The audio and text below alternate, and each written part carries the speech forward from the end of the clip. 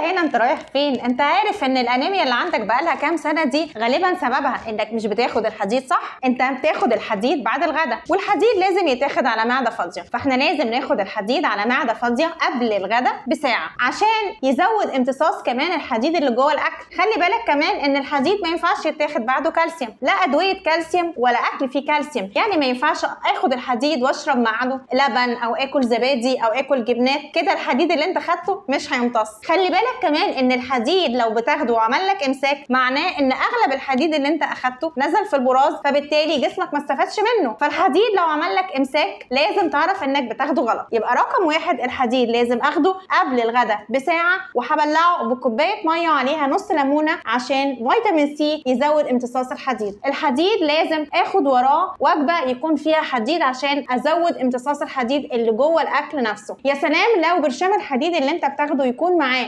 فيتامين سي ولاكتوفيرين عشان ازود امتصاص الحديد اللي انا خدته والحديد اللي جوه الاكل. قولوا لي كنتوا تعرفوا المعلومه دي قبل كده ولا لا؟ وما تنسوش ان صحتكم دايما بامان. انا دكتوره عزه شعبان.